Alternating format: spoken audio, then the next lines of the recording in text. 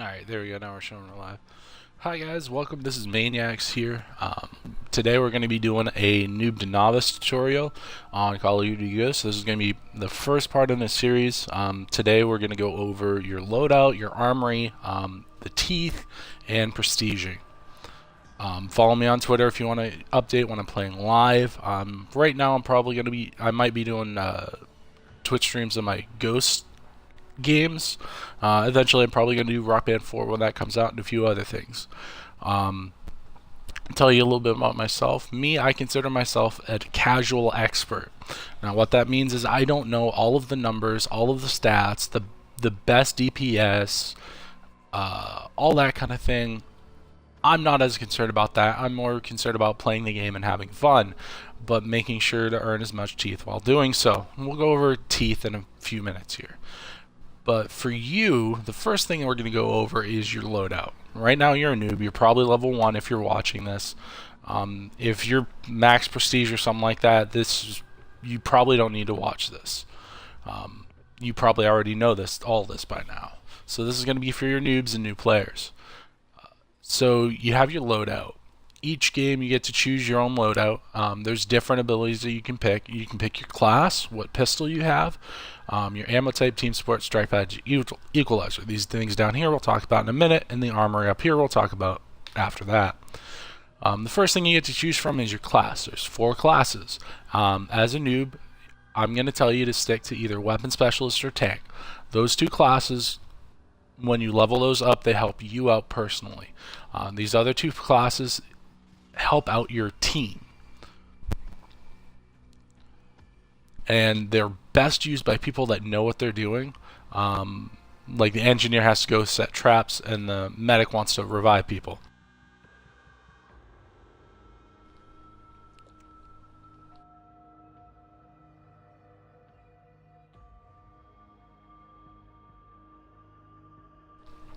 Sorry about that.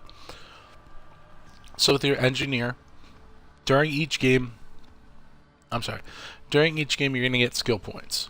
As you spend those skill points, you upgrade your loadout that you pick out.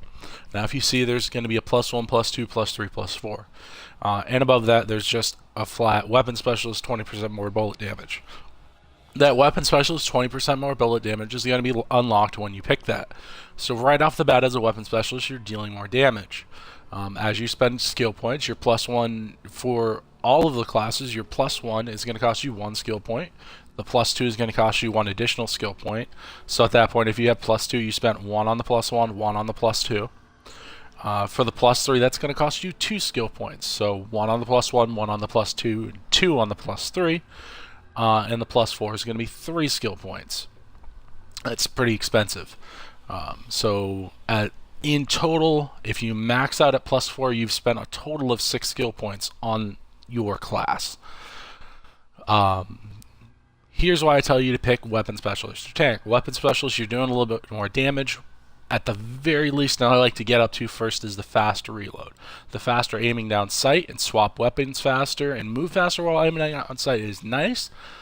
The fast offhand use, you're probably not going to use very much. You have to find grenades to use them. And some maps you'll go and you won't even find any grenades. The 50% more bullet damage is nice at late game. Honestly, there's games that I play that I don't even bother buying that. It just all depends on what I find, how many points I have, what my other teammates have. But the faster reload and the faster aim down sight is really nice with weapon specialist. You may want to stick to tank, at least for your first few games. They start off with 25% more health. Then your first point you spend in that, you do 25% more damage. Then your second skill point, you get 50% more health. Then your fourth skill point, you're going to get 75% more health and 50% more melee damage. I believe at this point you may be one-shotting your scouts. I could be wrong. I am not a stat expert. I am just a casual expert. But if you upgrade all the way, I'm pretty sure you are one-shotting your scouts, and most of your hunters are only taking 2 or 3 hits before they're dead. Plus you get double health. It's really nice for most new players to do a tank.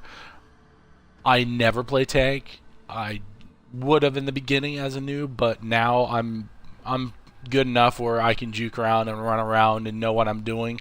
So I don't really get hit too often. I don't go down too often. I will go down because I'm not a top level expert, but most of the time if that happens, it's just because there's just too much going on with the scorpion gas and traps and all that in the last area. Most of the time I won't go down unless it's the last area. Your next class, again, I don't recommend it if you're a noob, but I will go over it as your engineer. You start off providing more armor for the drill and generators and earn more bonus cash. The bonus cash you won't notice, but you definitely will notice the armor for the drill and generators. This only applies if the engineer sets the drill or turns on the generators. So if you are not the engineer, do not start the generators and do not touch the drill.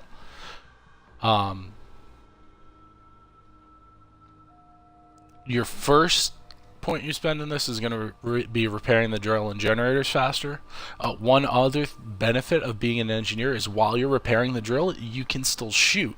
Most of the time it's pretty hard to do that many buttons at once, but it is still an option. The other benefit to being an engineer is you won't get damaged by traps. I don't believe that goes for fire traps. You may get damaged by them, but I don't believe so. I think you can stand in the fire all day and you won't get hurt. I know that you can stand on any of the electric traps and you won't get damaged. But that's not enough for you as a noob to pick it if you have another engineer, because of all the other benefits of if you're a tank, you get 100% more health and a lot more melee damage. I'd rather just pick that, and I never have more than one engineer playing at a time. So your first point you spend is going to be repair the drill and generators faster. Again, as a noob, I'm going to tell you don't repair the drill or generators unless you're flat out told to. Well, don't even pick this class. But we're going to go over it so that you know. The second one is traps earn cash back. And this is why I'm kind of going over this. The engineer really focuses on the traps and the drill. Don't touch them. Let the engineer deal with them. They're going to earn cash back on it. The next one up is increased protection while repairing. The drill and traps last longer, so they're going to get more bang for their buck on their traps, and with the skill point before, the traps are going to cast less. And then your +4, your 3 skill point upgrade is increased trap and explosive damage and a larger wallet to hold more cash. The larger wallet is okay to have, but I'm not going to pick this class just for that ability. Even if you have upgraded all the way, if you have somebody else that's playing your engineer, it's not worth it, but it is kind of nice to have that larger wallet. The increased trap and explosive damage is very nice. That last level where you have the pool of water and the electric trap there, you're as engineer, when you have that trap continuously going, your buddies are going to have a lot easier time on that last level than they normally would. Again, that's why I tell you, if you're not the engineer, don't touch the traps, because they're going to be doing more damage. The traps are going to last longer, they're going to give them cash back, and they're going to earn more bonus cash for the traps. So let the engineer deal with the traps. If you want money from the engineer, just let them know. Most of the time, they have a full wallet. So just say, hey, drop some money. I did show everyone how to do that in my first video, but what it basically is, you aim and then you jump, and you continue to hold the jump button until you, I say, poop out the money, and somebody else will be able to pick that back up. You won't be able to pick up your own money, but you will be able to pick up somebody else's. Keep in mind, when you're sending down any kind of box, you can only have one of that type out at a time. So if somebody wants $2,000, you have to wait for them to pick up that first 1,000 before you pick up the next one. So make sure you keep that in mind while you're throwing down items. Alright, so the next thing we're going to go over real quick is the medic. You could pick this class, and I'm not going to be upset as a noob because it does save you from the scorpions. But for the most part, I'd rather have you just go tank. The first ability on the medic is revive allies more quickly. It's a little bit of a bonus, it's not a whole lot. The second one though is move faster and increase protection while reviving others. You'll take a little bit less damage while you're reviving them. The move faster is nice. Your +2 is your longer sprint, and teammates near you regenerate health faster. I do not believe this stacks, so having more than one medic does not help you with that, but the longer sprint will. Your +3 is going to be ignore ongoing damage from the Scorpion's gas clouds. Now they will shoot you, it will hurt at first, but you won't continue to take damage while you're in their green gas. So this is why I'm not going to be mad at you if you do choose to be a medic, because you ignore that, and that's a lot to like keep in mind. All the traps, keep in mind the Scorpion damage, keep in mind the aliens that are around you.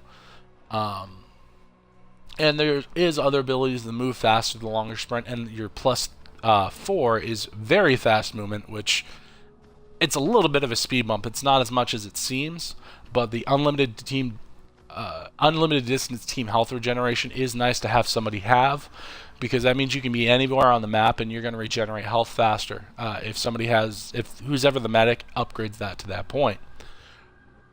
So one more time, I'm not going to be mad if you pick medic, but I'd rather you pick tank, or if you're a little bit good, go ahead and pick weapon specialist. You're going to do a lot more damage, and you're going to be able to reload quicker. Me personally, I usually stick with weapon specialist. Actually, no, I'm sorry. I usually go with medic. I like the ignoring the Scorpion's gas, and I have all the upgrades. If somebody else is medic, I will usually pick weapon specialist, and if nobody's engineer, I will do engineer, although I usually forget to move the drill, so I usually don't like doing it. Alright. The next thing we're going to go over is your pistol. The pistol, you're going to spend all the skill points the same per pistol. They're all going to have the same abilities. Each pistol has a different feel, though. This, I'm going to tell you, is personal preference. The only one I'm going to tell you to avoid is the M9A1 with a 3-round burst. The reason why is if you get an accuracy challenge, even if you have the fully automatic Grotch, if you know how to do slight pump of the trigger, you can pull off 1 or 2 shots at a time just to get that 100%. Or if it's the 50% accuracy, if you keep shooting off, boom, boom, boom, instead of holding down and letting it go fully automatic, it won't glitch out and screw over your accuracy for that one. But other than avoiding the M9A1, you've got your P226 pistol. It's going to do more damage than the Grotch pistol, but it is single shot. You can't hold it down and have it be fully automatic at all. The Grotch pistol is fully automatic. These both are pretty quick reloads, and they're both pretty good. I usually go with the Grotch because the fully automatic is nice. You don't have to sit there and keep pulling the trigger, pulling the trigger, pulling the trigger when I run out of ammo and things are going hectic anyway. But some people like doing the P226, or every once in a while I'll do the Magnum. The Magnum does a lot of damage, but it is only a 6-shooter, so it's going to have about half the ammo as most of the other ones. You got to be a pretty good shot to get it. There is an upgrade to give you a scope on it, although it's hilarious to see people doing it. I bought that first because it's only 2 teeth, so whatever. Now, the one thing with the pistols is the only way you can upgrade them is by spending skill points. If you see, like, an arc on the ground, you can't attach it to a pistol. If you see extended mags on the ground, you can't attach it to a pistol. It'll say not valid for this attachment. Why is that? You have an ability to get it other than that. Now, your +1 ability is going to cost you 1 skill point. It's going to be increased damage at long range and faster movement when the pistol is equipped. I recommend at least putting 1 point into pistol, because that'll give you a muzzle brake, or if you spend 125 teeth, you can get a pistol arc, and that'll carry over game to game. At the very least, the moving faster when you have your pistol out, and when you're in the last level. If you saw me on my last game, when I was running, I had my pistol out. Why? Because I move faster when I have my pistol out. Not only that, you also get a bonus to moving because of that one skill point you spend in this. The next one you have is your 50% more ammo in each magazine. I would recommend that for the Magnum. The other two, it's nice to have. If you have an extra point to spend, go ahead and spend it. But I think that's going to bring the Grotch from 15 ammo to 22. I could be wrong. Again, I'm a casual expert, not a numbers expert. The next point you're going to spend is going to cost you 2 points, but it is very nifty to have if you find yourself going through a lot of ammo. And the next ability is carry carry your pistol plus 2 primary weapons.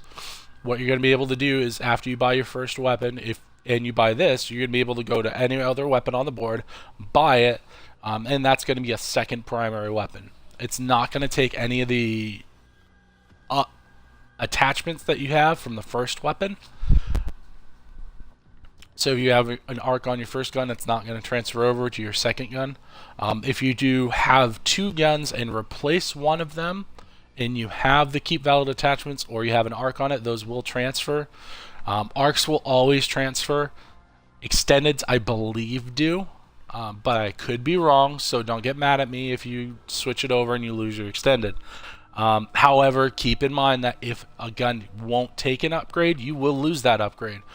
So in point of contact, there's a shotgun there. If you pick up that shotgun and you have extended mags, that one cannot have extended mags. You will lose extended mags, whether or not you have keep valid attachments and whether or not I'm right in that it'll transfer or not. So carry your pistol plus 2 primary weapons. Why this is good. I don't believe you can pick up the same weapon twice because it's just going to add your ammo on that weapon. But say you pick up an LMG, or say you pick up both of the LMGs in point of contact. There's the chainsaw, and I can't remember the name of it, but it's in the second area. Each of them have 100 ammo clip, and they have a maximum of 400 ammo you can carry. Somebody throws down ammo. Say I throw down my Cryptid Slayer, and it's at +2, I believe, to give everybody 100% max ammo. All of your weapons are going to get max ammo that you're carrying. So if you find yourself going through a lot of ammo, you may want to prioritize this. Me personally, I usually just make sure to do bursts instead of just flat out holding down the trigger. So I'm usually pretty good on making sure I have enough ammo at all times. The +4 in this one is going to cost you 3 skill points. So it's pretty expensive. I usually don't buy it, although sometimes I'll just on a whim decide to do it. It's hip firing 2 pistols. You do it akimbo. For twice the firepower and ammo capacity. You will go through ammo faster as this because you're firing 2 pistols. You'll run out of ammo quicker. It's only really nifty in the last hive that you drill or the run back after that. And most of the time the run back after that, you're not really killing a whole lot anyway. But it's fun to have. Hip firing 2 magnums is with arcs on them and ACOG scopes is pretty funny. And the Grotch, the fully automatic, if you have those, you have the weapon specialist with the +50% damage and you have arcs on it, you're actually doing quite a bit of damage. I think if you go through 2 clips in both pistols, you'll kill a rhino no problem. So keep that in mind. That's your pistols. Again, I'm going to say it's personal choice. I do know some people that like the 3-round burst. Me, I think it's the worst of both worlds, so I avoid it. But that's up to you. Just, again, keep in mind that if it's an accuracy challenge, don't fire that pistol. It's only going to count 1 shot as a hit out of that 3. So that's only 33% accuracy you're adding on. It's a glitch. You could be standing in front of the thing. I don't care. It will still only count 1 shot as a hit, even though if they all technically hit them. So again, avoid that one unless you just really like it, because it does have more ammo capacity than the other ones. And again, for the cost of the skill points, your +1 is 1 skill point, your +2 is another 1. The +3 costs you 2 for the +3, and the +4 is 3. So in total, for you to max out your pistol, costs you 6 skill points. The next one we're going to go to is your ammo. Now, as you can see, I have Cryptid Slayer ammo, which goes off the standard ammo upgrade path, then you're also going to have your other ammos. If you have somebody with Cryptid Slayer, go ahead and let them run Cryptid Slayer. Just grab regular ammo, and the reason why is, alright, you got your specialty ammos, you get your stun ammo, incendiary, explosive, and armor piercing. The reason why I tell you don't even worry about those if somebody has Cryptid Slayer is that Cryptid Slayer does all of those. It's stun, incendiary, explosive, and armor piercing all in one. So why would you want something that just does one thing when you'd have something that does them all? If you don't have anybody with Cryptid Slayer, most people are going to run incendiary. The reason why I like that is you can spray at the cryptids. They'll light themselves on fire. They might die over time. You don't have to continue shooting them. They'll usually die in the fire if you give them enough time.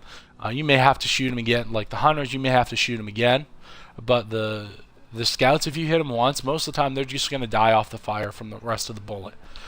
Some people like having the stun ammo if you can't have Cryptid Slayer, because it'll knock them on their butts sometimes.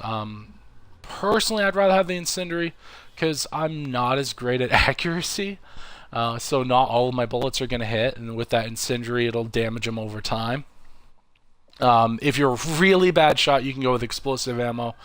However, only the straight shots will deal the most damage. The explosive part of it will deal less damage depending on how far away the alien is from the actual explosion. Your armor piercing is okay. If you're all noobs and nobody has Cryptid Slayer, you may want one person running armor piercing for when the Rhino comes up, because he does have armor pretty much everywhere. And that armor piercing will do a lot of damage against him. But for the most part, even if you just shoot him with incendiary and everybody's focusing on him, you'll kill him eventually. You just gotta avoid him. Now, all of these specialty ammos have the same upgrade path. They all cost 1 point per upgrade. Your +1 is 40% of the max stock armor piercing ammo to all weapons. So that's your pistols and your primary weapon. And if you have 2 primary weapons, that's to both. And then it gives you an extra 10% for each point you spend after that, up to 70%. Why Cryptid Slayer is good and why some people will actually use standard ammo is you get more bang for your buck. If you want to get 100% ammo on any of the specialties, you basically have to throw down 2 packs of ammo. Again, keep in mind that as you throw one down, it's going to erase the other one you have down on the board. So if you throw them back to back, not everybody on your team is going to be at max ammo. Only you are. So you have to wait for them to pick it up. Now we're going to go over to the standard ammo. Standard ammo will stack with your specialty ammo, but the specialty ammos won't stack with themselves. What that means is you can have one person running standard ammo. If you have one person running standard ammo and the other 3 are each running their own ammos, so let's say I'm running incendiary ammo. Somebody else is running armor piercing ammo. I have incendiary ammo in all my guns. They throw down the armor piercing ammo and I pick it up. That's going to flat out replace any of the incendiary rounds I have and replace them with armor piercing. You're basically going to drop them and they're going to go away forever. So say you have completely full armor incendiary ammo and somebody drops a unupgraded 30% armor piercing ammo. You're only going to have 30% of your max stock armor rounds as armor piercing. Period. That's going to completely destroy all of your incendiary rounds. With the standard ammo, that will stack with any of the specialty ammos. What that does is you will go through any specialty rounds you have first. Once you are out of those, you may not even notice it. It'll switch you over to standard ammo. It's better than nothing. And if you're a really bad shot or hold down your trigger a lot, it'll be nice to have both stacking. If you see somebody with Cryptid Slayer, I usually tell people just go standard ammo, because if you have Cryptid Slayer ammo, and then you decide to throw out armor piercing ammo, it'll destroy all of that Cryptid Slayer ammo you have left on all of your guns. If you have the standard ammo and you throw it out, and you have cryptid ammo in some of your guns, it won't replace the Cryptid Slayer ammo. Now, the standard ammo and Cryptid Slayer follow the same upgrade path.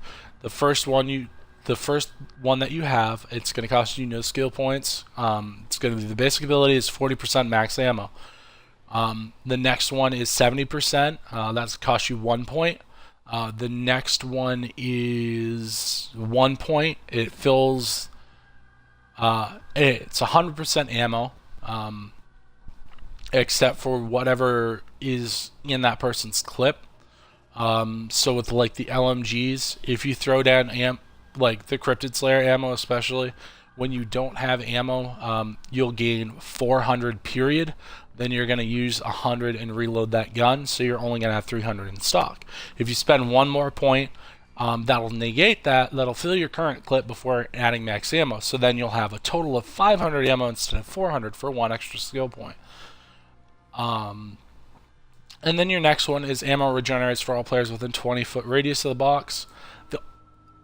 That one costs you 2 skill points. The other ones only cost you 1. I almost never put the 2 points into that. The only reason why I will is if somebody's running 10 relics and they can't pick up a box. That will still add to their ammo. Even if you have Cryptid Slayer, it'll add standard ammo to their mix. But I rarely play with people that do 10 relic runs, so I almost never upgrade that to all the way. Because honestly, once you pick up that box with the ammo, it's going to fully fill your ammo anyway, so why do you care about ammo regenerating? And you have to stay within 20 feet, which I can never remember how far 20 feet is, so I'll usually stand on the damn thing. The other thing is, if everybody picks up the ammo, that box will disappear, so then if everybody picks it up, that negates the fact that you even threw it out and the ammo regenerates. So again, I only use that if somebody's doing a 10 relic run. They can't pick up the regular ammo, the cryptid ammo, but it will still regenerate their ammo over time. Even if it's cryptid ammo, it'll give them regular rounds. Now with the +3, one little tip and trick that I do is I like running LMGs sometimes, but if I'm not a weapon specialist, the reload of that is miserable. It's long. It's crazy. You'll die sometimes. You'll wind up just knifing and have to start all over. It sucks. One little trip I can tell you is, because your +3 will fill your current clip before adding max ammo, sometimes if I'm running 2 LMGs, I'll go through all the ammo in the first one's clip. Then I'll switch to the next one. I'll go through all the ammo in that clip, throw my Cryptid Slayer down. That's going to refill both of them without me actually having to reload them. Switch back to the first one and repeat. So that it's cost $2,000 to do that. So unless you're in like the last few rounds, you have a lot of money to blow anyway. I won't do that. But it's kind of a nifty little trick that you can use if you are the one running ammo. The next one we're going to go into is team support. These all have different upgrade paths, and I'm not sure how many points each one are. I do know the armor, each upgrade in armor is 1 point. And I do believe Feral Instincts is all 1 point each as well, and the hand boosters. I'm not sure with the team explosives. I do believe the last couple might cost you more than 1. I could be wrong. I don't run that one often. Most of the time what you're going to have is you're going to have one person using Feral. Feral, the time doesn't stack, so when you pick it up, it'll only add on up to, I think, 45 seconds is the maximum. It'll last 45 seconds or a minute. So having more than one player with that really doesn't make a whole lot of sense. You only have to throw it out once every minute. You don't have to throw it out any more often than that. Your hand booster is kind of the same thing. It'll stack up to 60 seconds, but it'll only stack up to 60 seconds. What that means, your team boosters speed up your weapon handling. You're going to aim down you're basically going to act like a weapon specialist minus the extra damage, for if you have no points in it, 15 seconds. If you spam these out, it will add it up to a minute, even if you don't have the +4. But that can get pretty expensive. So I usually don't do that. Some people like running one person running team boosters. Me, I usually don't bother. The most useful of these, and once you get it, you're probably going to be running it all the time, is your armor upgrade. If you saw my other game, that was it'll add to your health and keep you from dying. The first one's going to add, let's basically say 20% armor. Then your next one's 40, 60, 80, and 100. At the +4, when you throw down armor, it'll fill it up all the way. Just like the other ones, these will stack. So if you have it at +2, you throw it out twice, you're going to pretty much have almost all your armor. But again, keep in mind, if you're playing with other people, you have to let them pick it up before you throw it again. Otherwise, they're going to miss out on that first drop. Normally, when you're playing in a multiplayer match, you're going to have one person focusing on ammo, and everybody else is going to be doing other things. You basically want to have one person working on ammo and another person working on armor. The person running Feral may or may not put points into it right off the bat. There is a glitch you can do to give you unlimited Feral vision. It won't give you the extra move speed off Feral, but it is really nifty to have. And you can play a game with somebody that can do it. I can do it, and I will do it. I'm just not going to show you here today. We may go over it in another video, but pretty much just let them do it anyway. The team explosives is okay to have, but I'm not going to take that over the armor, because it is really good having two people with armor for more than one reason. The team explosives isn't too bad as a first one, because if you get it to the +4 with the 5 bouncing betties, you can throw those all around and save yourself some damage. I will tell you, do not put your bouncing betties near the drill, because if a scorpion hits the bouncing betties, I think it still damages the drill. I could be wrong. It may not damage the drill, but I think it will. Or at the very least, you might piss somebody off that thinks it does. You can only have 5 bouncing betties out on the board at a time. If you throw a 6th one out, the first one that you threw down will explode. So throwing this out twice in a row will only help you out so much. The +12 ammo for launchers. Don't run a launcher if you're trying to run a serious run. Now that being said, I will sometimes be like, hey, buddies, let's do an explosive round, and we'll do somebody will run team explosives. We'll all pick up noob tubes or the rocket launchers, and we'll have some fun. But then you're going to be getting less teeth for that match. So don't run it unless you all agree to. I'm going to tell you to avoid the random supplies if somebody has Cryptid Slayer ammo. It's going to be a personal preference thing if nobody has Cryptid Slayer ammo. The reason why I say this, the random supplies will pick any team item that you can throw down, that you can pick up. You might also get Soflams, I think maybe flares and hypno knives off of this. I could be wrong, again, but I know you can at least get Soflams and flares. The +1, you get a +1, like if you pick it up and it's armor, you'll get the +1 version of armor, which is 40%. If you upgrade it to a +4, you'll pick up a +4 of anything. So sometimes it'll be team explosives, sometimes it'll be armor, sometimes it will be ammo. The problem being is if it's ammo and you're running Cryptid Slayer ammo, you're going to pick that ammo up. You're not going to tell what it is before you pick it up. It's random. It'll just say pick up random supplies.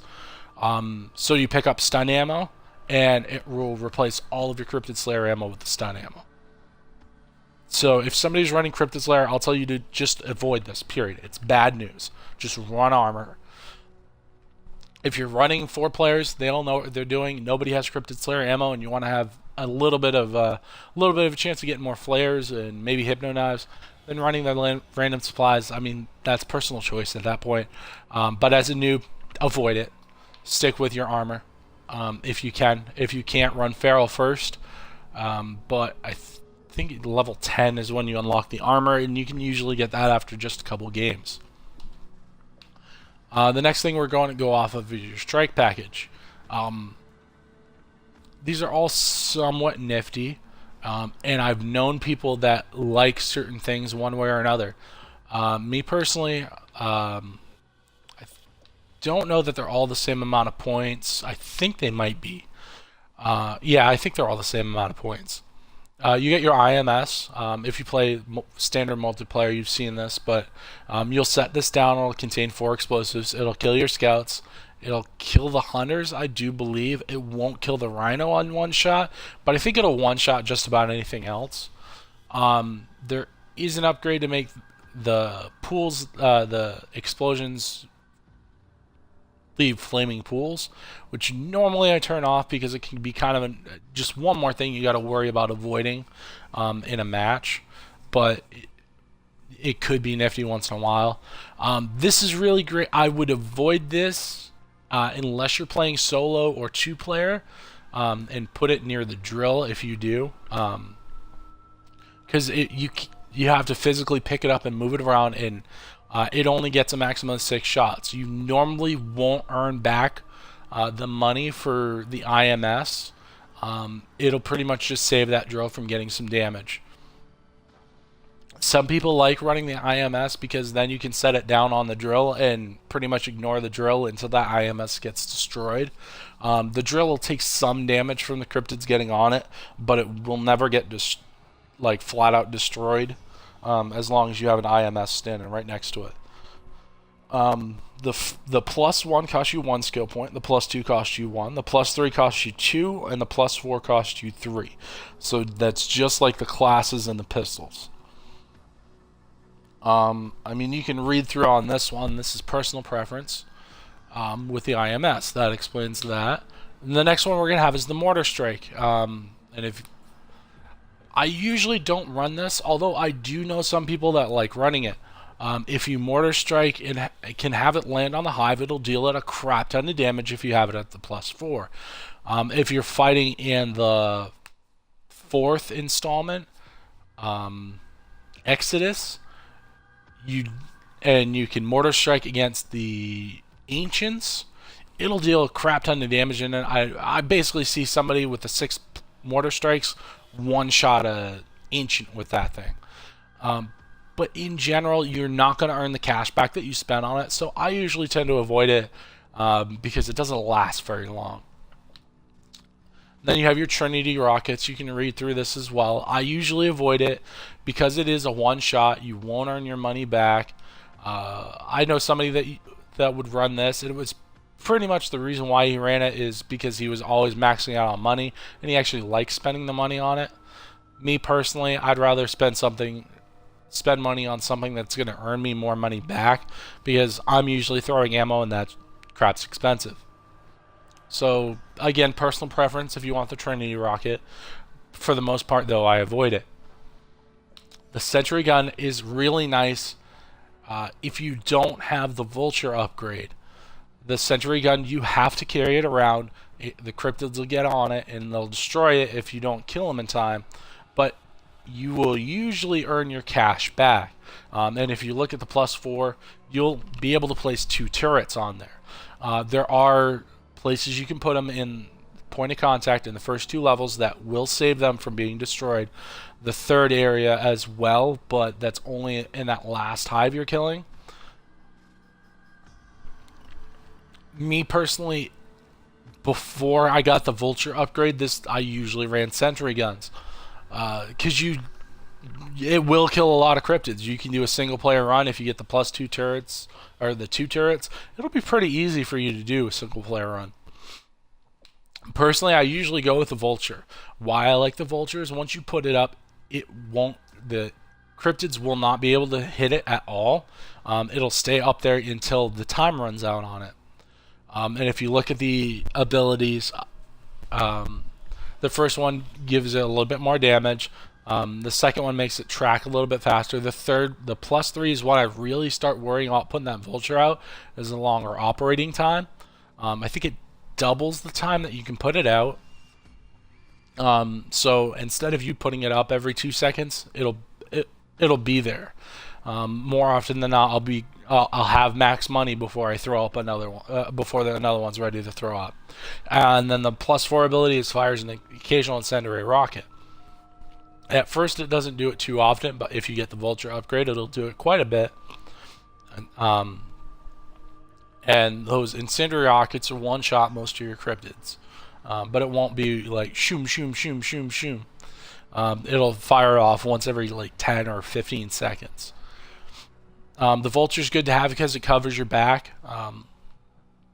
In the last level, you want to have as much shooting as you can.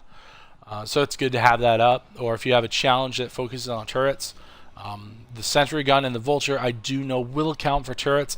I believe the IMS does, but I am not 100%. I could be wrong, and sorry if I am. But I do know those sentry guns and the vultures count as turrets, even though the vulture is not technically a turret. So unless I'm running no machines, I usually run vulture. You don't have to worry about it. It'll follow you around. The problem with having 2 sentry guns is you have to pick them each up individually, and while you have them picked up, you can't shoot. And a lot of times in that last level, there's not enough time for you to move them to the next hive before the cryptid starts coming when somebody puts the drill down. So I like running sentry guns, but nowadays I mostly don't run them. It is, however, really nice if you have all 4 players that want to run sentry guns, having 8 of them on the board. You really just are babysitting the guns at that point and letting them do the work. So that's going to be your strike package. The next one is your equalizer. I'm going to flat out tell you most of these are junk. They're personal preference. If you like them, go ahead and do them. For the most part, though, you're usually not going to make your money back on these. The one exception is going to be your grenade turret. And that I'm only going to recommend if you're doing a 10 relic run. Somebody else will buy that for you, set it down, and let you sit on that and shoot it, because it does do a lot of grenades once you upgrade it all the way. For the most part, I usually go with the riot shield. The riot shield I almost never upgrade. What I'll do is I'll buy it and I'll switch away from it. It'll go on your back. It'll protect your back. You won't even notice that it's there until all of a sudden it's gone and you start taking damage and you're like, what the hell? And you turn around, there's a cryptid there, and you're like, oh yeah, my riot shield died. It only costs $700 when you buy it. And it will protect your back for quite a while. Sometimes I'll have it last the whole match if I'm paying attention. If I'm not paying attention, I'll have to buy it a few times, and oh well, it's only $700. I usually don't upgrade this, and I'm gonna say never melee with it unless you're just aggroing the rhino, because nobody has armor piercing and you just need a little bit of extra time to kill it. Because it'll kill itself fast that way. Most people I know that buy this just have it sitting on their back the whole time. And I almost never put points into it. The portable target is a very nice thing for dealing with the... Oh, this one, I think it's 1, 1, 2, and 2. Or the third one could be 3. I could be wrong.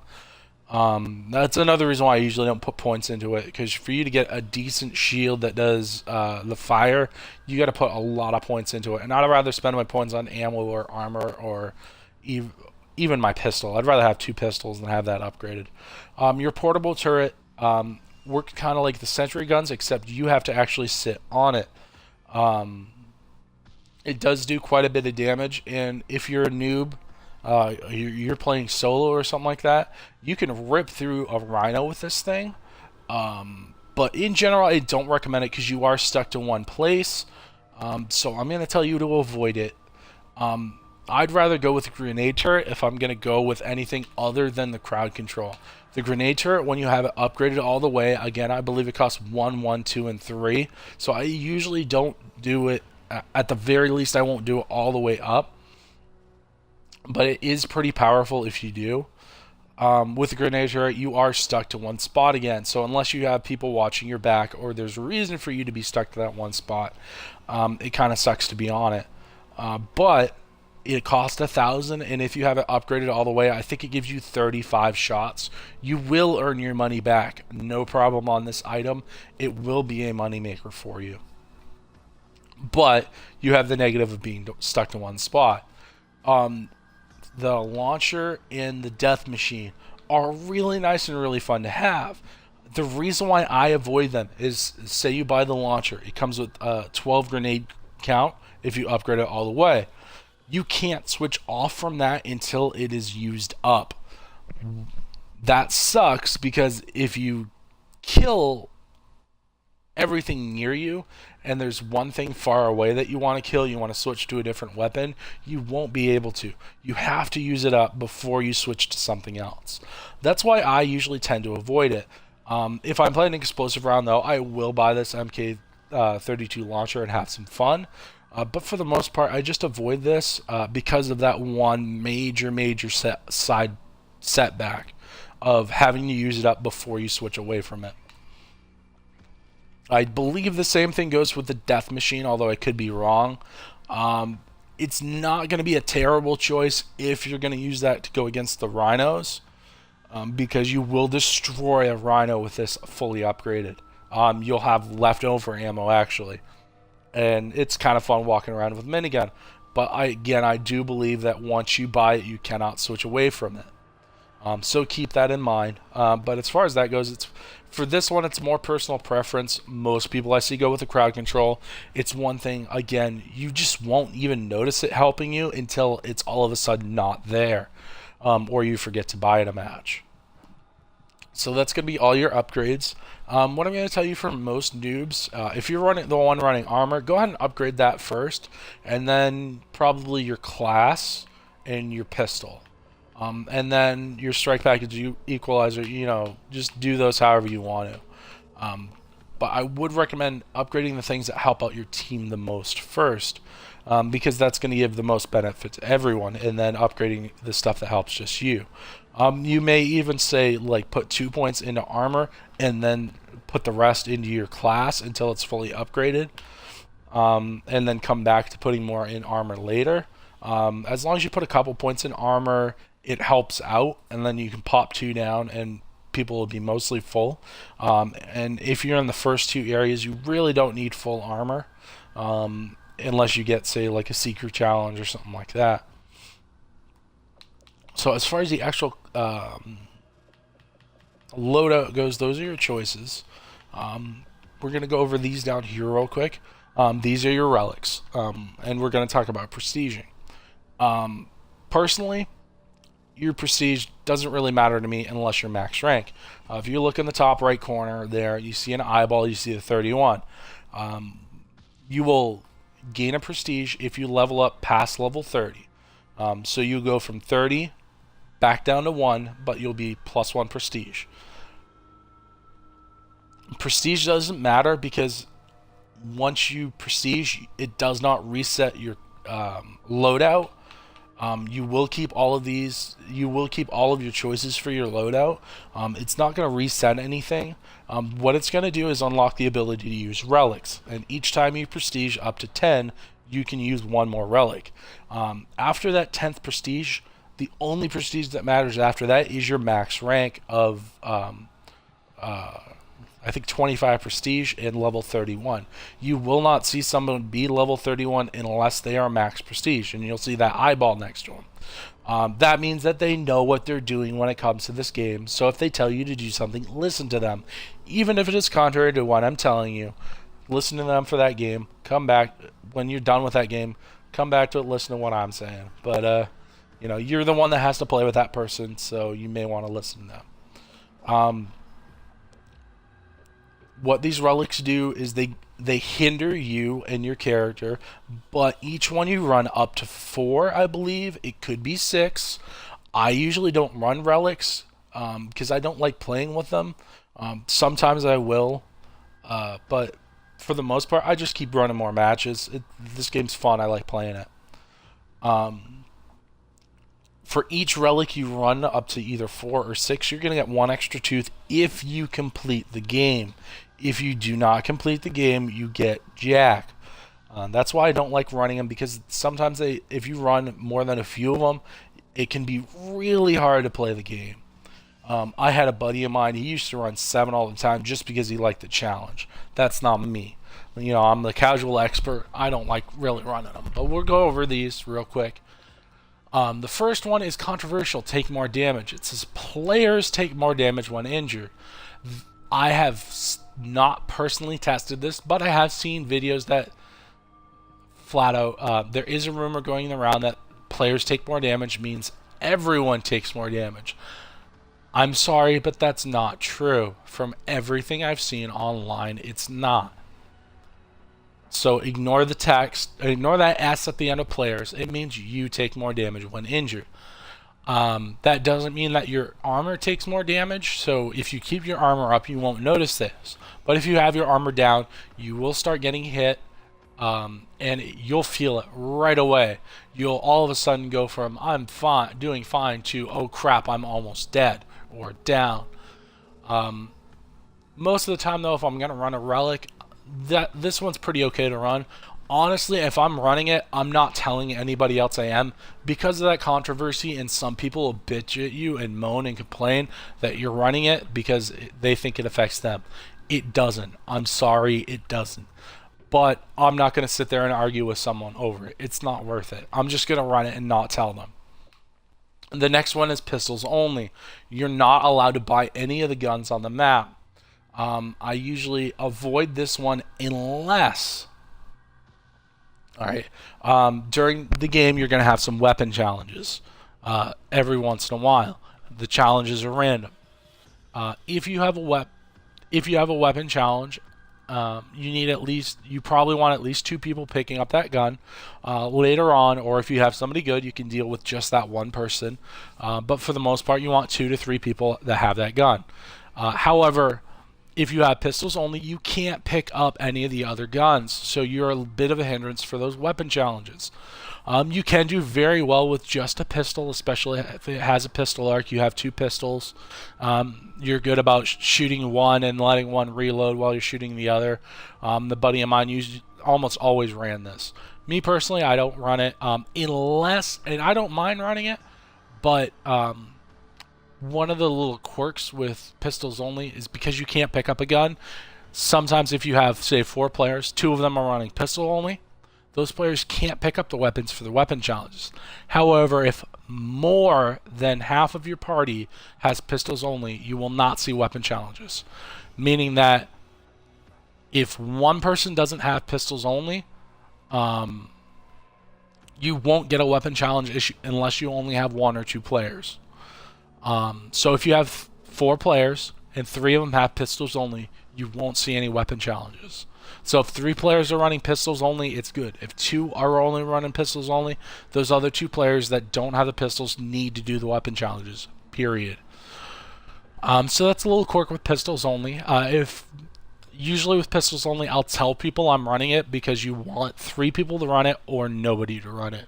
Because there are other relics that are easier to run as a single relic. The smaller wallet, and you earn less cash. As a noob, running off the bat, if you're not running if you're not running ammo, you don't use your strike package or your equalizer that much, you can run this just fine. But it halves the amount of money you earn. And it's 1 tooth.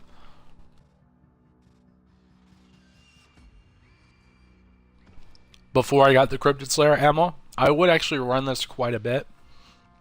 Now that I have the Cryptid Slayer, and that would cost most of my wallet just to throw out ammo once, I don't run this.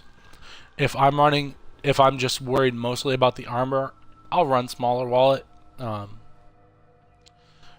it does give you that extra tooth. The Mortal, I would not usually recommend this. You lose your class selection, so you're only ever going to be you're not going to be able to reload quicker unless you have hand boosters. You're not going to revive allies more quickly. You're not going to be a tank. So this is another one I'm going to tell you to avoid doing for relics right off the bat. There's some good ones coming up here. If you're new to run, and then do less damage. This one you can run if you want it to. You do less damage against the aliens.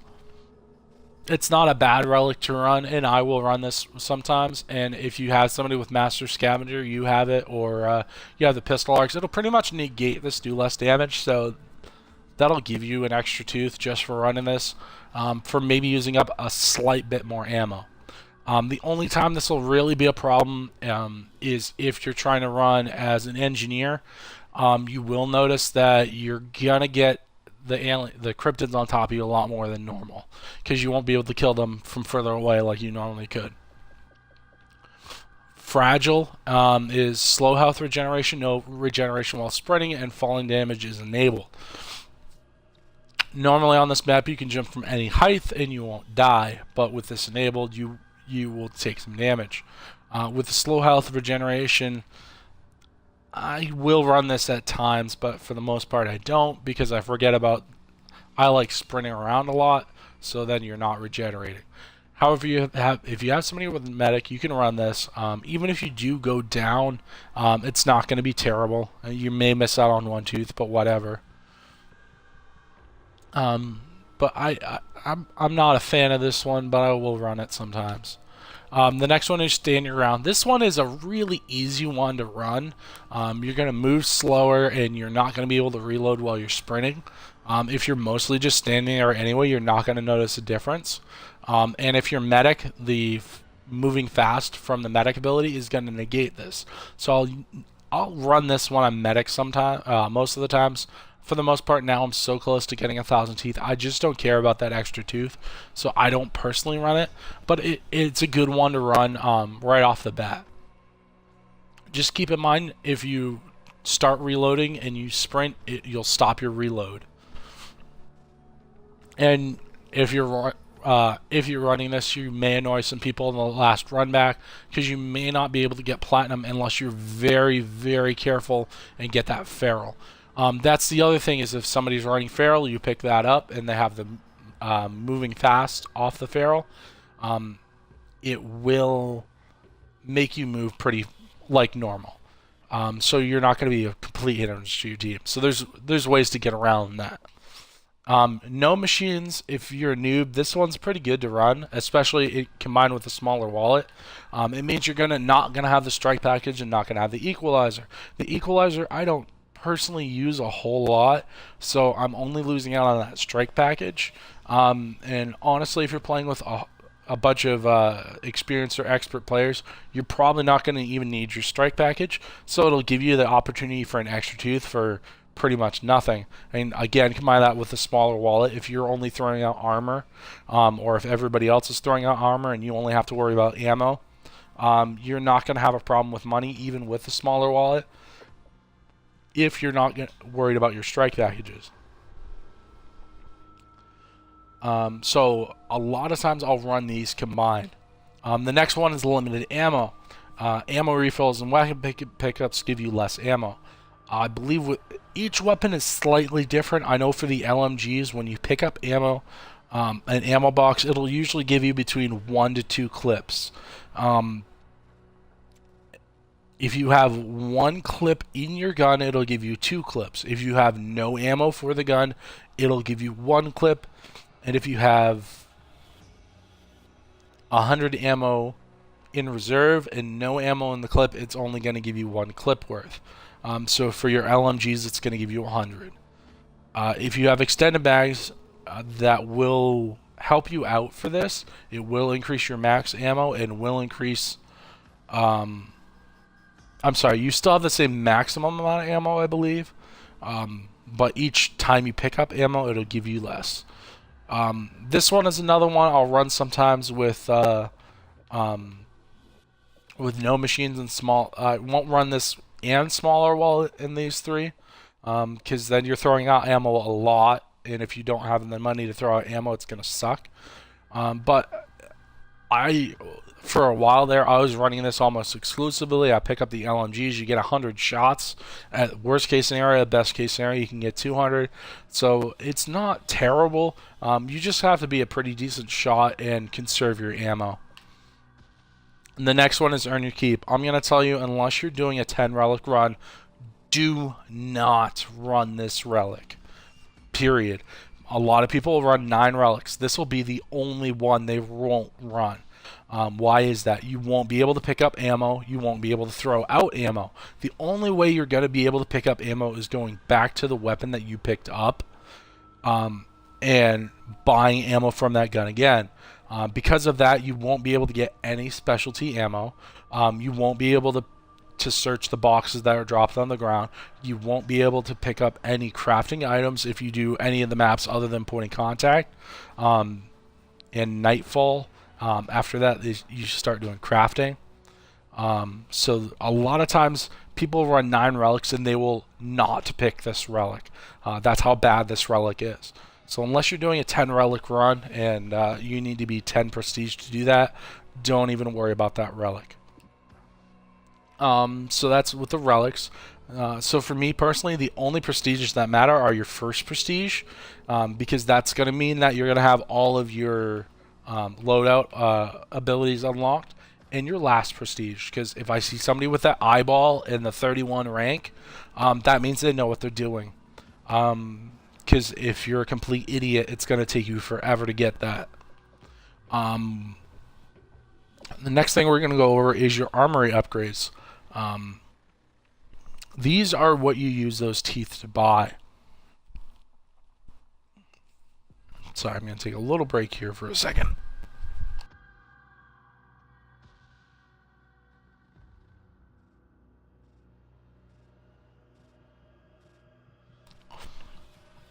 Alright, now, for you to have all of these able for you to buy, you need to have all of the map packs. If you don't already have all the map packs, when I'm recording this, Black Ops 3 is just about to come out. Advanced Warfare has been out for a while, and this has been out forever. And unless you can get that the season pass on special for like $25-$30, I really wouldn't buy it for this game. For $50, I'd rather just spend $19 more. Go get yourself Taken King or something like that. Save your money for something else. If you see it on special and you really play this mode a lot, you may want to pick that up for the extra abilities. At the very least, a lot of people like running Exodus if they don't run Point of Contact. Those are the 2 most popular maps, because those are the most teeth you earn per run, and those are the quickest runs. So I would say if you have an extra $15 to blow, go ahead and pick up Nemesis, the last map pack. Other than that, though, I really wouldn't pick up the map packs at full price. Just armory upgrades, because again, this is kind of a dying game at this point. And it shows we're lagging. You can give it a minute, see if this solves itself. Alright, we're going to hope this is still recording and just go on from there. So we're going to go through all of these and explain these. This is going to take me a while, but hey, whatever. The first upgrade is your faster revive. I will tell people to avoid this because you honestly won't really notice a difference. And it costs 10 teeth. Once you get all the other upgrades I recommend, you can come back to this. But I'm not worried about it. As a noob, it might be nice if you had this at first, but again, I'm not worried about it. We'll get to later. There's the medic has an instant up, which is going to negate this anyway. We have the start with a locker key. I do believe you have to have the first map pack to get this. On all the other maps other than Point of Contact, there's going to be these lockers. You're going to open up the locker, you're going to find yourself a gun. The gun is going to have all the upgrades on it that it can, aside from the arc, and it will either have rapid fire or extended mags. That's going to be dependent on what the gun can have, and if you have Master Scavenger. If you do not have Master Scavenger, you will not find extended mags in the locker guns, but if you do, you might find extended mags in the locker guns. It's not guaranteed, but you might. So if you have somebody with a Master Scavenger, go ahead and let them open up the lockers because they might find one with extended mags. This works really well with down here a little bit, the keep upgrade ability. If you're playing a map other than point of contact, and we'll go over that once we get to keep upgrades. The more cash, it's nice starting out if you're going to be the one running ammo, or if you like running your strike package. Other than that, you can avoid this right off the bat. If you find that you're not finding people with Cryptid Slayer ammo, you can buy into this. Or if you like running Engineer, running the grenade turrets, it's kind of nice to be able to put a grenade turret out in that first round. One of the challenges is don't get hit by the cryptids, which having a grenade turret out you'll basically steal all the kills and have no problem with that challenge. You could buy, the more cash is nice, but for 20 teeth there's better upgrades that I'm going to recommend. But I will recommend that before you go with faster revive. The Flaming Stone Riot Shield, I never noticed this. I wouldn't even bother until later on buying it. The Stowed Riot Shield will burn enemies while blocking attacks from the rear. It's going to block attacks from the rear anyway, so that flaming bit is not really going to be that helpful. It'll do a little bit of damage, but honestly you're going to have to turn around and kill it anyway. The higher quality Incendiary ammo. For 5 teeth, I'm going to recommend buying this.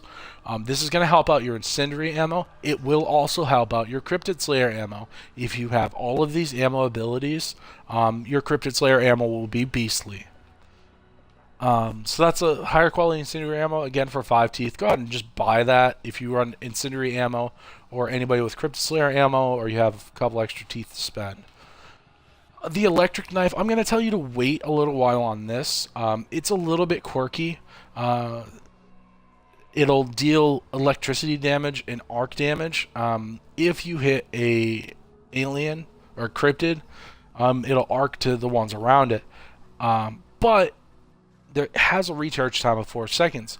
What that means is you have to wait, if you attack once, you have to wait 4 seconds to attack again with your melee before it'll arc again. So if you sit there and melee, like say it's accuracy challenge and you're doing a lot of melees, if you melee, it's not going to recharge at all. So that's kind of a bit wasted. I bought it kind of early and I kind of regretted it after a while. Go ahead and avoid this at first. If you've bought most of your big upgrades and want to buy this, hey, that's on you. But I'm going to tell you, just go ahead and avoid it. Sniper Deadeye. If you're pretty good at accuracy and you like the sniper rifles, this is amazing. Your hits are always critical, and your hits will earn you more cash. Your kills will earn you more cash. So that's going to be with the VKS in the 115. That will not count for the MR28, I believe it is. That is a marksman rifle, not a sniper rifle. The great thing about your hits always being critical is if you attack the Rhino with a sniper rifle, you don't have to worry about hitting his armor, even if you don't have armor-piercing rounds. That being said, I will say go with Incendiary rounds, Sniper Deadeye, and go ahead and pick up the VKS as long as you're a halfway decent shot, and you'll kill those cryptids pretty quickly with that ability. Plus the extra cash is really nifty. It'll kind of negate the fact that with the sniper you don't have as many shots.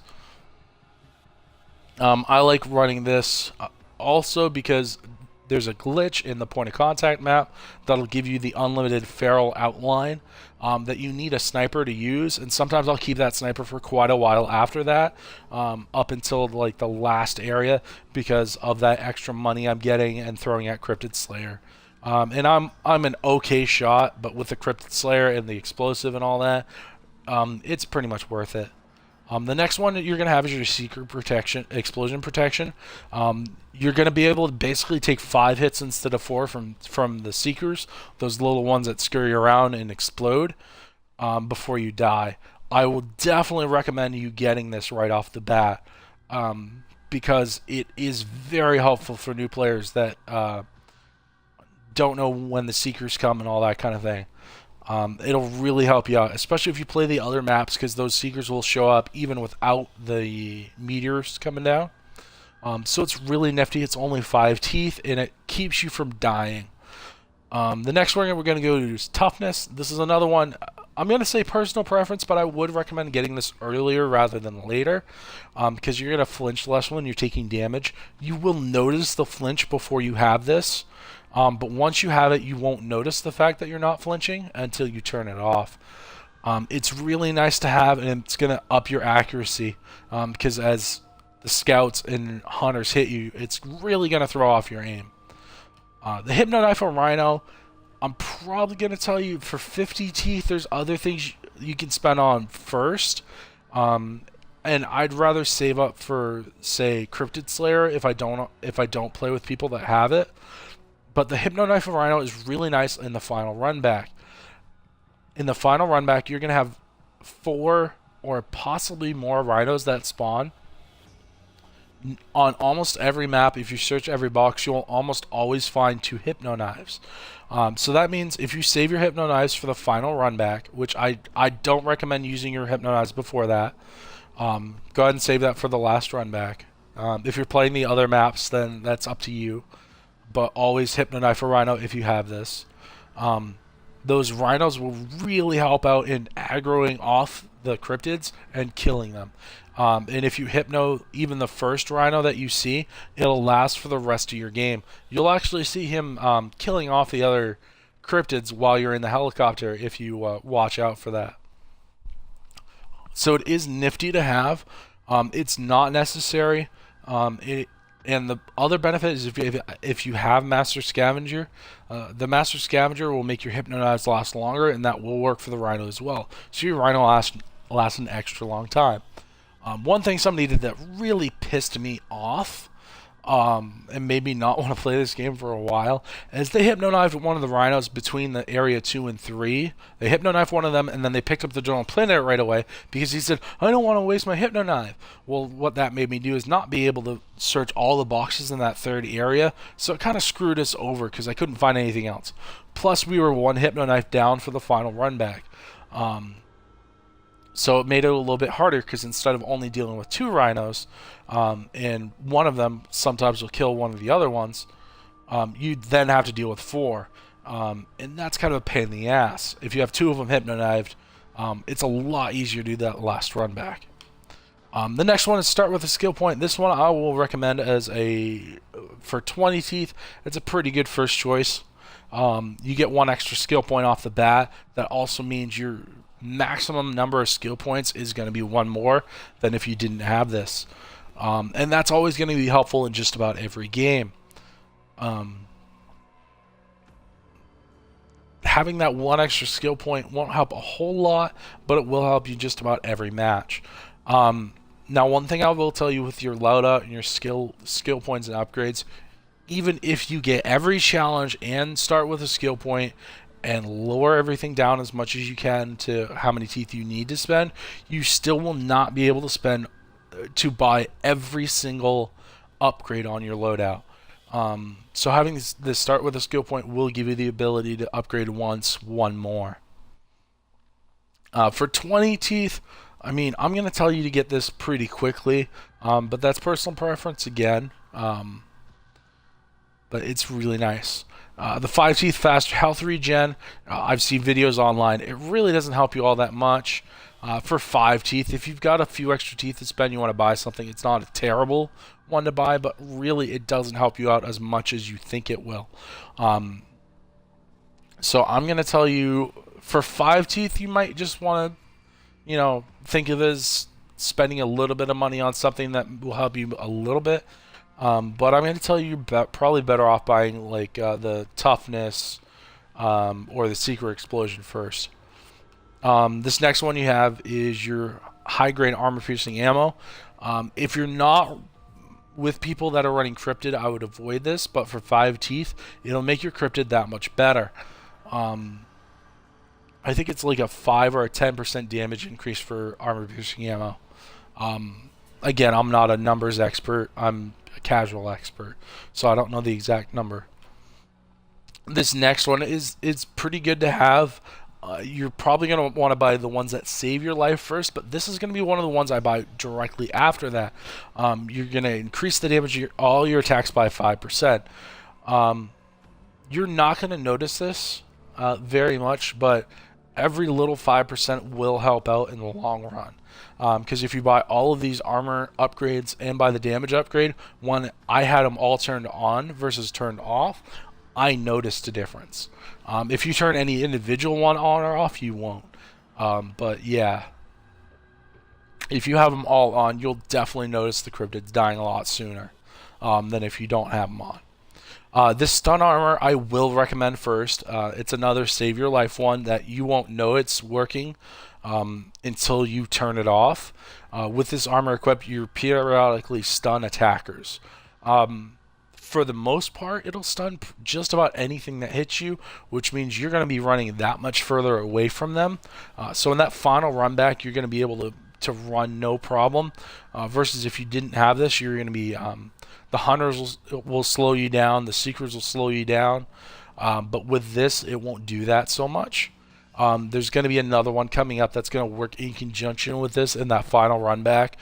That's going to help you out. But I do recommend this. You need to actually have the armor on. You need to have some armor for this to work. But as long as you have at least a little bit, it has a chance of going off. So this is one I'm gonna kind of recommend. This Sentry armor, until you get the 50 teeth for the Vulture upgrade, running Sentry guns isn't bad. That's up to you whether you want to run them or not, because you do kind of have to babysit them. But if you are going to run Sentry armor, this is amazing. They'll be able to take, I think, twice as much damage as they normally would.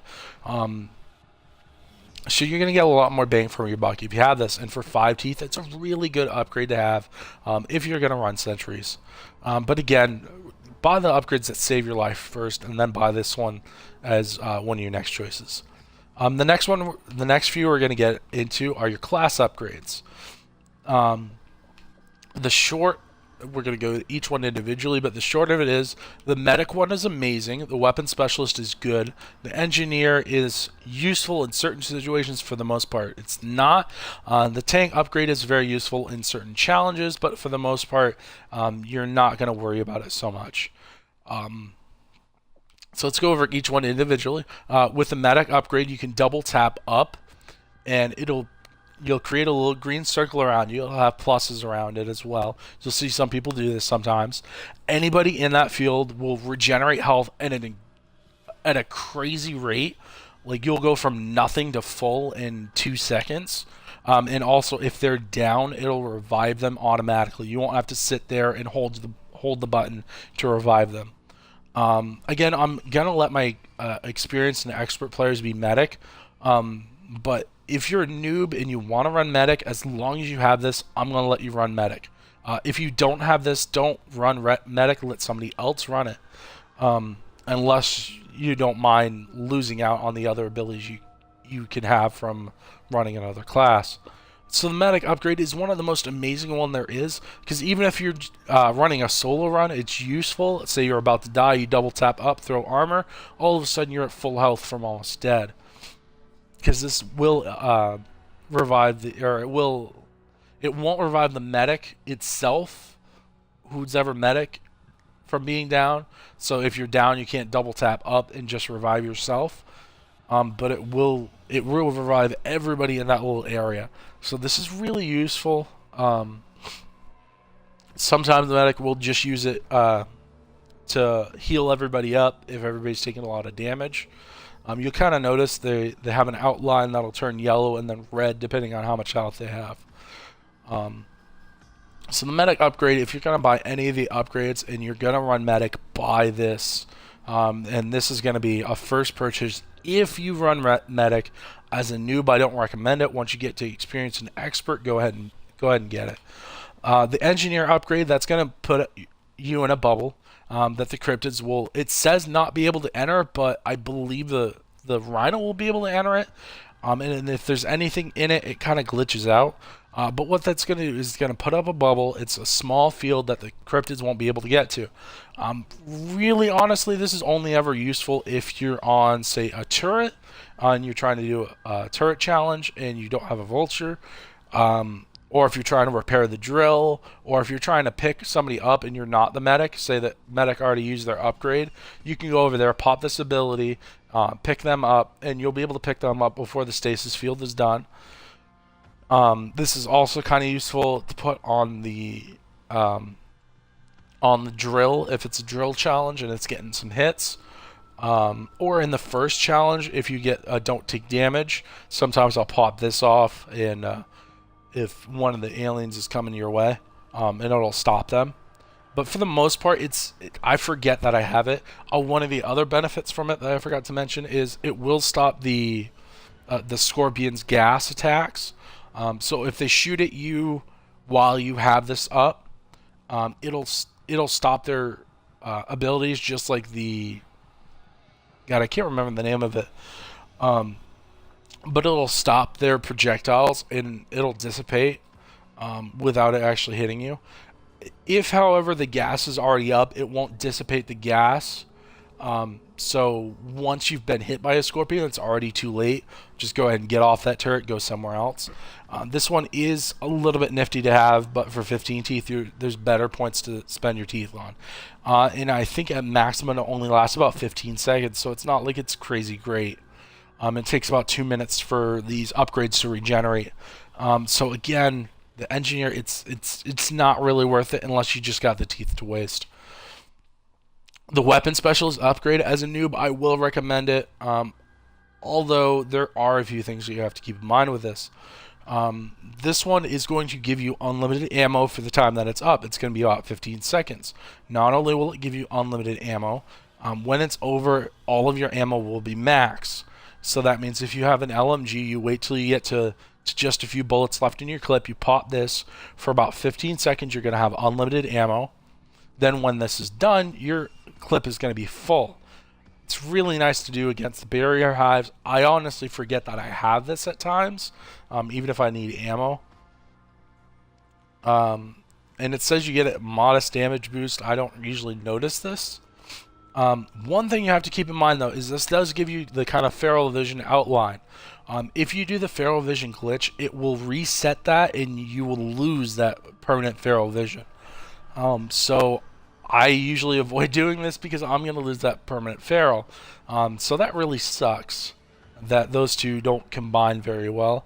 But it is, if you're a noob, it's really nice to have, especially if you're not worried about the feral, the unlimited feral. With the unlimited ammo and refilling your ammo, it's pretty nice. You can do a lot of damage in a chainsaw with an arc and rapid fire. With this going on, you're just killing everything. It gives you a happy face. This tank upgrade, you basically act like a flare, and flares we'll go over to once we get to that video. But you're gonna act like a flare first for about 15 seconds. Most of these all last about the same time. You're invulnerable to attacks, which is kind of nice. You can use this to save yourself from dying. And you'll stun enemies with your melee attacks. This is really useful if you're doing the secret, the leper challenge. It's a leper, not a leaper. So if you're doing the leper challenge, the lepers will usually go to you if you pop this upgrade during the leper challenge, and you'll be able to kill it no problem because he's not going to run away until your tank upgrade is over.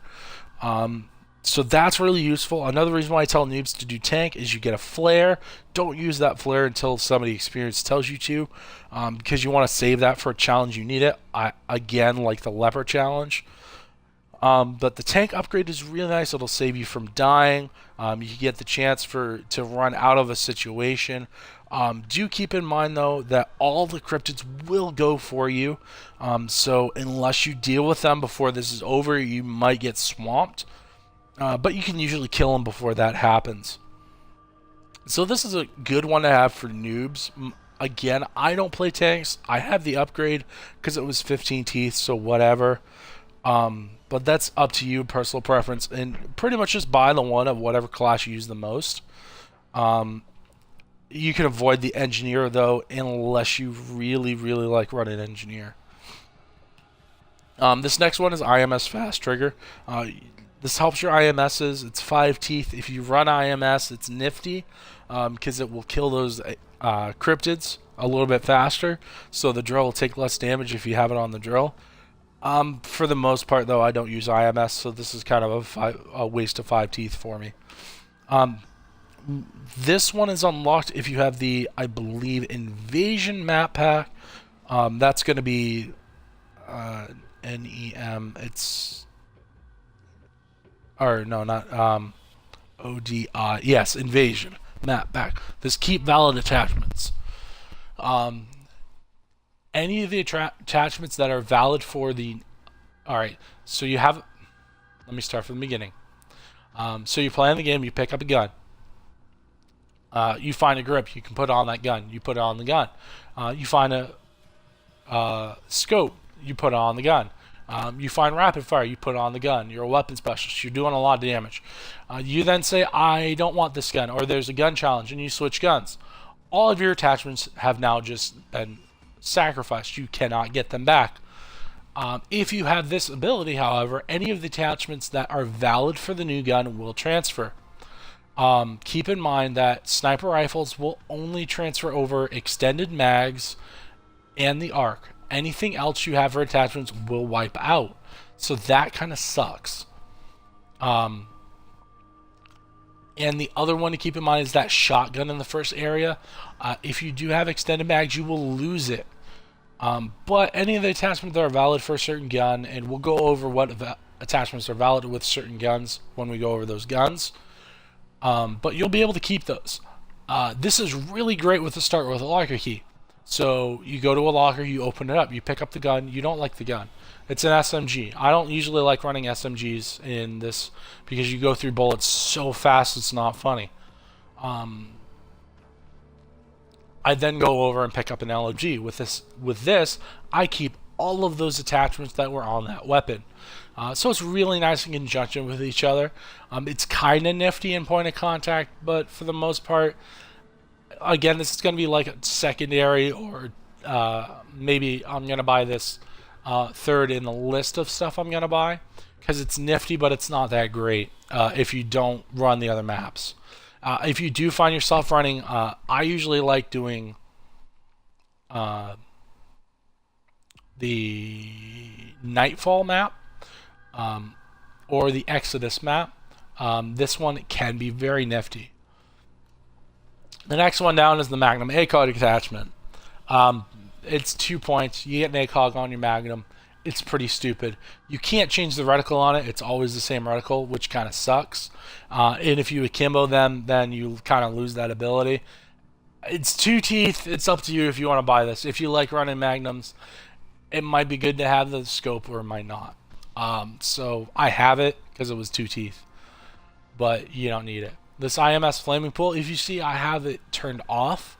If you once you buy these, you can just hit A and it'll turn on and off.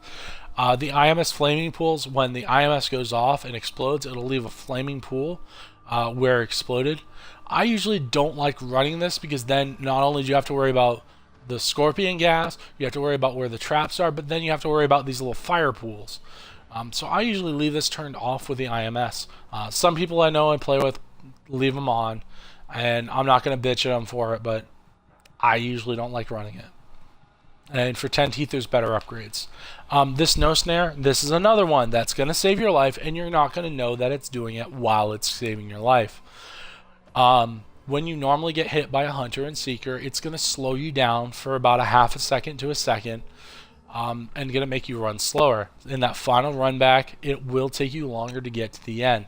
I really recommend getting this upgrade early on, because it'll stop you from being snared by their attacks. And one more time, I'm going to tell you, you're going to buy this and you're going to be like, why did I buy it?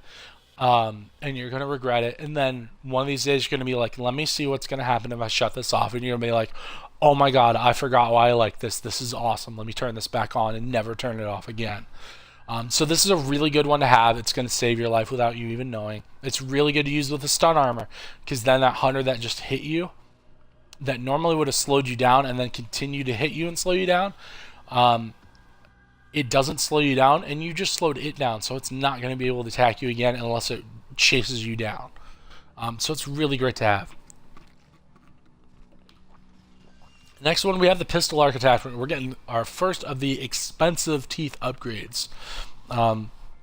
This one, I believe, was unlocked in Invasion when they introduced the arcs. This is the only way you can get an arc on your pistol, and it will replace the muzzle brake you usually get for the first point you spend in your pistol. It'll replace that with an arc. You're going to do a little bit more damage. Personal preference, whether you want to run this or not. I wound up buying it pretty early, and it's not bad, but if you're shooting your pistol a lot, you're probably doing something wrong. So I'm going to tell you to avoid this unless you like running pistols only. If you like running pistols only, definitely get this, because that's going to make your pistol pretty beast. If you don't run pistols only, there's other upgrades you could spend your money on and do a lot better. Once you get all the other big upgrades and you want to come back to this is really good to have. The only other time it's good to have is if you're a weapon specialist, you run akimbo pistols with a pistol arcs, you can destroy one of the barrier hives. If you have your pistols upgraded fully, you have your weapon specialist upgraded fully, you could do a lot of damage with the unloaded ammo with all this. But again, I'm not going to recommend this at first. Unless, say, you run with other people that have Master Scavenger, you run with, and you don't want to worry about searching the boxes, or you run with other people that have Cryptid Slayer, so you don't have to worry about that. So it's nice to have, but this is going to be, I'm going to say, don't buy this first. Go ahead and wait to buy it. Buy your other bigger upgrades first. This class upgrade frequency boost, I bought this really late game. I don't use my class upgrade that often, especially being late game. The only time I will is if I'm medic. You can save 200 teeth. Don't buy this until it's one of the last things. It's nifty, but I'd rather save up to get something else first. Don't spend your 200 teeth on this. This vulture extended duration, it'll double the time that your vulture will stay out, and that does stack with the increased vulture time from having the using your skill points to upgrade it. So that's really nice, and it also fires the +4 vulture rockets a lot more often. You'll hear them going off quite a bit, and especially if you have 2 or 3 players with the vultures, you're gonna just hear a lot. It's nice to have. It's 50 teeth. I'm gonna say this is a secondary one. If you like running vultures, it's good. I bought it. I don't regret it. It's nice. It makes that vulture go from something that's gonna cost you money to something that usually will, at the very least, break even. So it's a nice upgrade to have. It is 50 teeth though, so that's up to you whether you want to spend that 50 teeth on it or not. Master Scavenger. This is what I'm going to tell you. Do not buy this class to upgrade frequency boost until you have Master Scavenger. This is the one you're going to be able to find the extended mags. You're going to be able to find the arcs. And it makes your Hypno Knives and Flares last twice as long. So even if you're not the one searching boxes and you pick up a Hypno Knife, or if you're a tank, you start with a Flare, it's going to last longer. I'm going to tell you, if you play with people with Master Scavenger, you only really want 1 or 2 people that have it. So go ahead, save your teeth for something else. But if you play solo a lot, or play with people that are willing to let you take the time and search, this is a good 200 teeth to spend. It's not the best 200 teeth you can spend, but you're not going to really regret it. Unless you find a map where you find like 6 extended mags and no arcs. It is random how many arcs and how many extended mags on the board. I have had maps where I have not found any being a Master Scavenger. So those games you feel like you wasted your 200 teeth. And someone just texted. Huh. Well, it doesn't say I have any viewers, but awesome if you're viewing that. Somebody just said they completed Mayday with solo with 5 relics. Mayday is really hard to beat the Kraken. So you're pretty damn good. I don't know why you're watching this. So back to Master Scavenger, it's really good to have if you're playing solo or if you're playing people that'll let you search. But if you have somebody that you play with that has it, I'd wait to buy this unless you just really don't like waiting around until they search everything. Because now we're going to get to Cryptid Slayer ammo. I am definitely going to recommend you buying this unless you play with people that have it. I'm on Xbox One. Oh, okay, cool. Hey, my name's Maniacs on Xbox One. If you go ahead and add me, and you're still playing this, you see me online on Ghost. Go ahead and add me in a game. Now back to this Cryptid Slayer ammo. The one thing that I've talked to a couple people the last couple days of, I'm gonna tell you, don't spend it on Master Scavenger first. Spend your teeth on Cryptid Slayer ammo. Why is that? For 500 teeth, your Cryptid Slayer ammo is always beneficial. Every time you throw out Cryptid Slayer ammo, you're getting Cryptid Slayer ammo. Versus Master Scavenger, sometimes you'll find arcs, sometimes you won't. Extended mags are nifty, but they're not greatly helpful. So sometimes Master Scavenger is going to feel like a waste.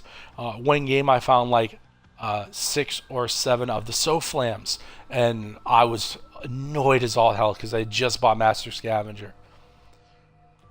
So I'm going to tell you, save your teeth for the Cryptid Slayer ammo. It's really nice.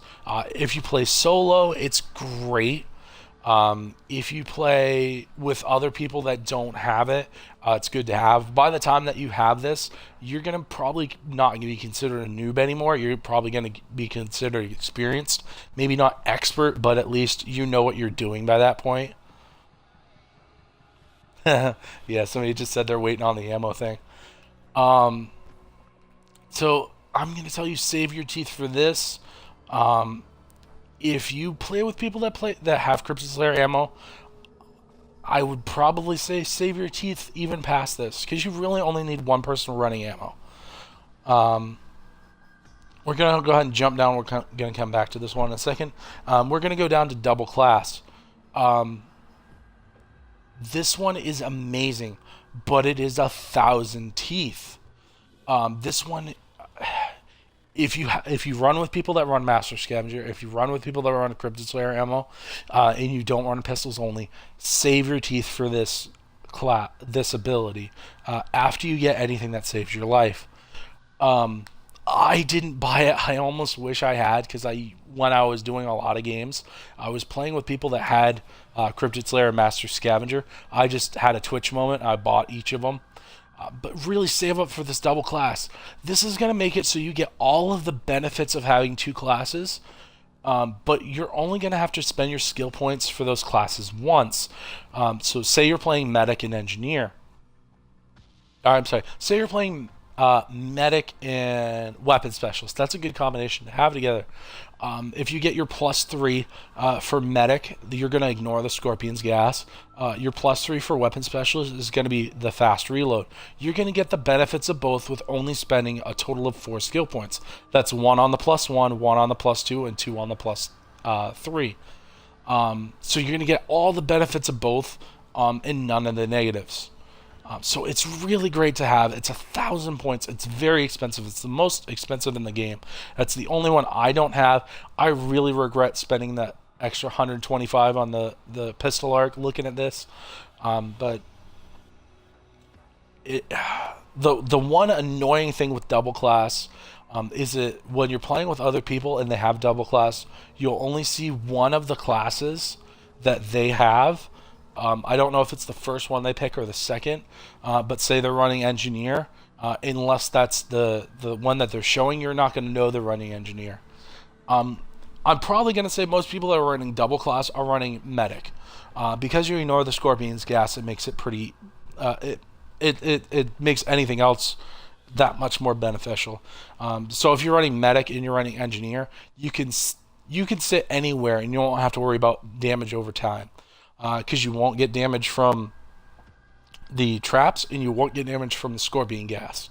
Again, the initial hit on the Scorpion will still damage you, but not that gas over time. So you can sit there on a grenade chart with both of these upgrades, with Medic and Engineer. You can sit there on on one of the fences and let that fence kill anything around you, and you won't have to worry about getting off that turret unless, say, a rhino comes at you. So double class is a really great one to have. And we're going to go back one to the arcing stun ammo. This is what I'm going to tell you, don't buy it unless you have Cryptid Slayer ammo or unless you play with people that play Cryptid Slayer ammo. It's 50 teeth. Your stun ammo will arc from one cryptid to another, and it does depend on how much you have your stun ammo upgraded. For the most part, now with Cryptid Slayer ammo, I don't see this proccing a whole lot with all the upgrades I have. But it's nice to run if you run stun ammo, and it's nice to run if you have other people running Cryptid Slayer ammo, because it will damage. Say you got a bunch of scouts, hitting one scout and having this proc with the incendiary and armor piercing and all that will usually kill all of the those scouts that are right there. So it's nifty, but it's 50 teeth. I'm going to say it's not worth it right away until you have your Cryptid Slayer ammo. So that's going to go over everything in the armory. And again, it also depends on what you have unlocked. Again, I'm not going to recommend you buy the $50 expansion pass unless it's maybe on sale, because this is kind of a dying game. I know it is. I'm pretty much just getting used to streaming right now, and I really love the Extinction mode in Ghost, which is why I'm doing these videos. And I want to get some people to start playing this, get some noobs to be able to not piss me off for the most part. And when you're teaching somebody, these are some of the first things you want to show them. So that's why I'm showing this first. If you're experiencing or watching this, send your noobs over to this channel, have them watch these.